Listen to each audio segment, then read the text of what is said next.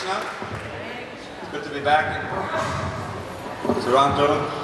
Lord Shri Radha Chitachora Gopinath and all his wonderful devotees. So tonight I'm just going to speak a short while on the holy name. I think it's appropriate. This is a special program, a lot of chanting.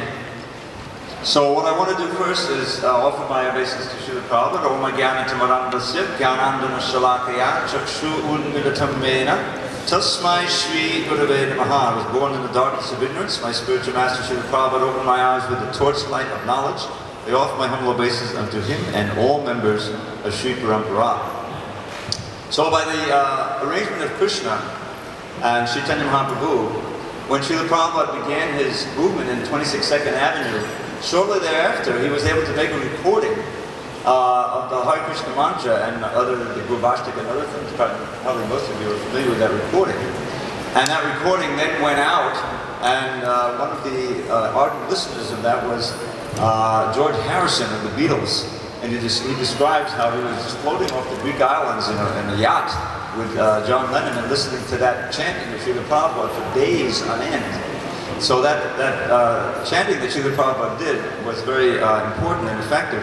And on that record, and in those days they had records, he gave an address describing the benefits of chanting. And I'm just going to read this little excerpt here, and it nicely encompasses what the chanting is all about. And then we'll discuss the first verse of the Shikshastra for a short while. So Srila Prabhupada says on the record, this transcendental vibration established by the chanting of Hare Krishna, Krishna Krishna, Hare Hare, Hare Rama, Rama Rama, Hare Hare, is the sublime method for reviving our transcendental consciousness. As living spiritual souls, we are all originally Krishna conscious entities, but due to our association with matter from time immemorial, our consciousness is now adulterated by the material atmosphere. The material atmosphere in which we are now living is called Maya, or illusion. Maya means that which is not. And what is this illusion? The illusion is that we are all trying to be lords of the material nature, while actually we are under the grip of stringent laws. When a servant artificially tries to imitate the all-powerful master, he is said to be an illusion. We are trying to exploit the resources of material nature, but actually we are becoming more and more entangled in her complexities. Therefore, although we are engaged in a hard struggle to conquer nature, we are ever more dependent upon her. This illusory struggle against material nature can be stopped at once by revival of our eternal Krishna consciousness. Hare Krishna, Krishna Krishna, Hare Hare, Hare Ram, Ram Ram, Hare Hare, is the transcendental process for reviving this original pure consciousness. By chanting this transcendental vibration, we can cleanse away all misgivings within our hearts. The basic principle of all such misgivings is the false consciousness that I am the Lord of all I survey. Krishna consciousness is not an artificial imposition on the mind. This consciousness is the original, natural energy of the living entity. When we hear this transcendental vibration, this consciousness is revived. This simplest method of meditation is recommended for this age. No other means of spiritual realization is as effective in this age of quarrel and hypocrisy as the chanting of the Maha Mantra, Hare Krishna, Krishna Krishna, Hare Hare, Hare Rama, Rama Rama, Hare Hare. And so now we'll just discuss the first verse of the Shikshastra, one of the 8 verses that Chaitanya Mahaprabhu wrote. And this wonderful verse describes in 7 metaphors the benefits that we can get from chanting. So those who know the verse, Cheto Daparnamajanam Bhavamahadavagni Vapanam Shreya Kaidavachandvika Vataranam Vidyavadhu Jivanam Anandam Devardhanam Pratipadam Purnamita Swadanam Sarvatmasnavanam Varam Vijayate Shri Krishna Sankirtanam. Srila Prabhupada's translation from the Chaitanya Charitamrita. Let there be all victory for the chanting of the holy name of Lord Krishna, which can cleanse the mirror of the heart and stop the miseries of the blazing fire of material existence. That chanting is the waxing moon that spreads the white lotus of good fortune for all living entities. It is the life and soul of all education. The chanting of the holy name of Krishna expands the blissful ocean of transcendental life. It gives a cooling effect to everyone and enables one to taste full nectar at every step. So in this one verse, Chaitanya Mahaprabhu has informed us, through a very poetic use of metaphor, the benefits of chanting the holy name. So the first metaphor is describing the consciousness of the conditioned living soul as a mirror. Now when a mirror has dust on it, or any kind of dirt, you cannot see yourself clearly. And so this mirror needs to be cleansed. So it's Cheto Darpana Marjanam. By the cleansing process of the chanting of the holy name, the first benefit is that the mirror of the heart is cleansed and we can see ourselves as pure spirit, soul, rather than material body. And as soon as that preliminary cleansing is taking place, the blazing fire of material existence is extinguished. So we're all in this material world conditioned by our attachment and our entanglement with material energy, beginning with this body. So therefore we have to suffer these threefold miseries. Miseries that come from our own mind and body, miseries that come from others, and miseries that come from the natural disturbances, like hurricanes or earthquakes or whatever. But one or more is always impinging upon us. So this is, and again, by transmigration of the soul, we stay in this material world and have to suffer these miseries. So it's compared to a great forest fire. And that forest fire is at once extinguished when the cooling rays of the holy name come down and extinguish it, and when the heart is polished. So then the next metaphor is Shreya Kaitava Chandrika Vatavanam. This congregational chanting of the holy name of Krishna, especially Hare Krishna Mahamantra, is like the moonshine that causes the Kairava lotus of good fortune to expand. Some lotuses, they bloom at night due to the moonshine. So the Kairava is one of us, this white lotus. And what is that Shreya? Now Shreya is the ultimate good fortune that we can achieve. Normally, we are striving very hard for Preya, not Shreya. Preya is the immediate good that we can get.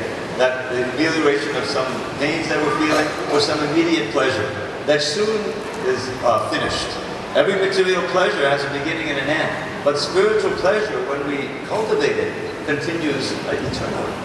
So, Shreya Kaitava Chandrika, by this congregational chanting, we come in touch with that ultimate good, or ultimate goal of every soul, which is pure love for Krishna.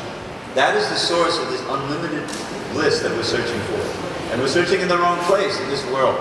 So the chanting naturally puts us in touch with that, and we begin to feel that pleasure. And that's why you can go on chanting hour after hour after hour, and it never becomes hackneyed. You can always experience newer and newer pleasure. So then he says, Vidya Vadhu Jivanam, that this chanting of the holy name, congregational chanting, Sankirtanam, is the life and soul of transcendental knowledge. So we're suffering in this world due to ignorance. We don't know who we are. We don't know who Krishna is. We don't know what this world is.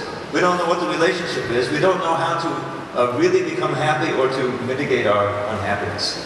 So all of that knowledge is within us, but we've forgotten. It's covered by laws of nature and by ignorance, of vidya. So this is vidya vadhu jivanam. This chanting naturally begins to awaken that knowledge. And then we become eager to come into the association of devotees and hear the Shastra, hear the scripture, the teachings of Bhagavad Gita, Srimad Bhagavatam, that really enlighten us. So from within and without, Krishna is enlightenment. From without he comes as the devotees, pure devotees, the saints, the sadhus who teach us, and also as the scripture. And from within the super soul, Krishna is also enlightening us.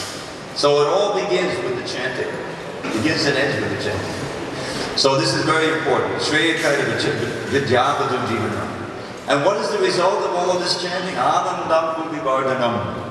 The natural ocean of bliss that is our inherent right expands unlimited. In the material world, we just experience a little drop, a little reflection of that happiness, and we call this pleasure. But that pleasure, said Srila Prabhupada, is actually the greatest enemy of the conditioned soul. He says, Yehi samsvarshita bhoga dukkha yona evate, in the Srimad Bhagavad Gita, that the pleasures that come from the senses, contact and sense objects, is the source of all our misery. Because it keeps us here in this world, hoping against hope that we can become successful there. But the chanting of the holy name puts us in touch with the higher pleasure of Krishna consciousness. Krishna is Anandamayo Vyasat. This is from the Vedanta Sutra. He himself is always filled with bliss. Anandamaya means made of Ananda. We are part and parcel of Krishna. Mamai Mamsha Jivaloki, Krishna says, be my Amsha. So the Amsha, the particle, has the qualities of the full, complete, in minute degree. So we also have that Ananda, but we've lost touch with it. And we're trying to express it through this material world. So, although we are minute, we can still experience that ocean of Ananda when we're connected with Krishna always. And that connection, especially in this age, is effected through the chanting of the holy name. So, Anandam Buddhivardinam. And then Pratibhadam Purnamitasvadam. And then at every step of life, no matter if you're old or young or white or black, no matter what you are, you can experience this pleasure. Because it's spiritual. It's not depending on your material circumstances. So, Pratipadam Purnamitasvadanam. At every step, one can then taste the nectar for which we are always anxious. This is the teachings of Krishna in the form of Chaitanya Mahaprabhu. And then finally, he says, Sarvatmasnamanam, that all living entities can bathe away all the impurities. It's like you take a dip in we had a nice Harinam, Jagannath Rath Yatra in Montreal yesterday.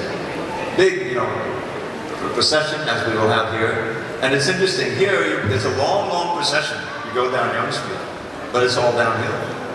It's not very difficult to pull that cart, but in Montreal, most of it is uphill. Even though there's one cart, there's a lot of it. So they're pulling, dancing. So that, but then you take a nice dip, in the lake or shower, and it relieves all of your, anxiety.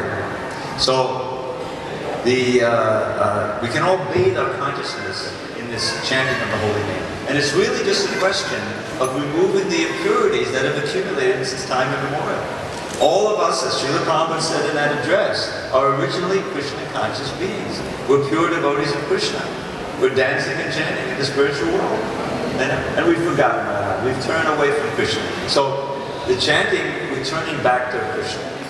By hearing and chanting the holy name.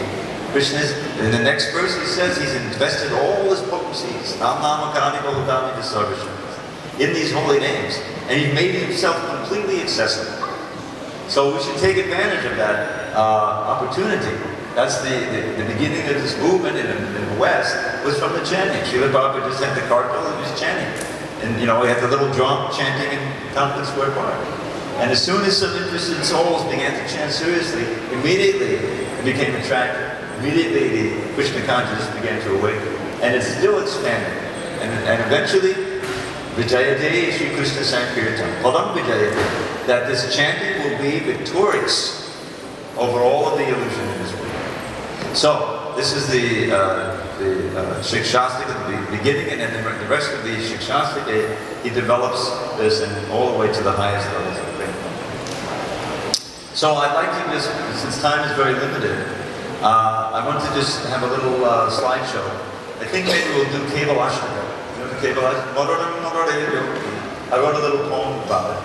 And we can sing that, and then we'll have a feast. And then more kirtan until 6 in the morning. Is it going to 6 now? Whatever.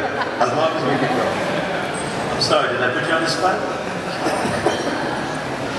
So let me just set this up for a minute, and then we'll have a little more chanting and dancing.